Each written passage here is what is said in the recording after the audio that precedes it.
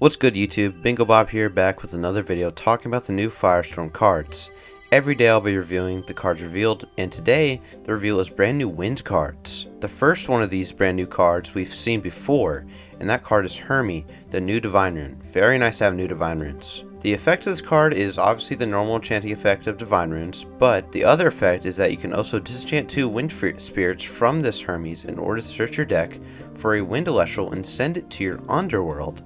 Now, this card on paper doesn't sound very good, but it has some crazy combo potential with cards like Rise from the Ashes and Blistrix. In my opinion, getting a turn 1 Blistrix seems a little broken, but I guess the downside of the strategy would be that it's a little expensive, so I guess that balances out. But because of that, I think this card has potential, especially with the next card, Carrion, Champion of Hermes. Carrion, Champion of Hermes is a 3/1, 1-cost Wind Celestial that has the effect: when this Carrion is sent from your deck to the Underworld with your Hermes effect, you can special cast it from your Underworld, using Wind Spirit from either your Spirit deck or your Underworld. This card is insane for many reasons. 1, being that it's just a free summon, and 2, the fact that you could just ascend over it into a 2-cost, potentially on turn 1. The only major downside I would see to having this card is getting into your hand, but if you do, you have cards like Drops of Leaf to recycle it back into your deck. Another card that can shuffle Carrion back into the deck is Carry Off, Champion of Hermes. This is a 8/2, 1 lunar, 1 wind Celestial that says you can shuffle an Celestial in your Underworld into your deck. When this Carry Off is sent to the Underworld with Hermes effect, you can target an Celestial and expend 1 spirit equal to the number of enchanting spirits and destroy it. Not enchantment cost, but the spirits on it. Even though the second effect seems a little expensive, this effect can't be countered. I at least don't think so, because it is a Divine Rune effect.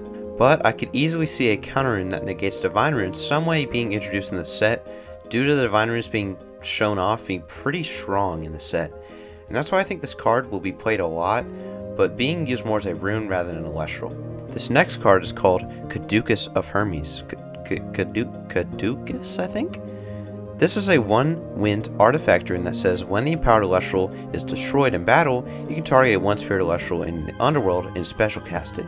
This card has a lot of potential because the first thing I thought of was Pentair. First, your Hydrake dies, then you go into Twindra. Then you equip the Caducus to Twindra, and then the Twindra dies and you get another Hydrake, and then it goes into another Twindra, and so on. This card goes good with another card I'll be talking about soon, but Hermes doesn't just have 1 artifact, but 2, and that second one is Teleria of Hermes, a 2-cost wind artifact that says the empowered celestial gets +2 defense. When the empowered celestial is destroyed in battle, you can draw 2 cards.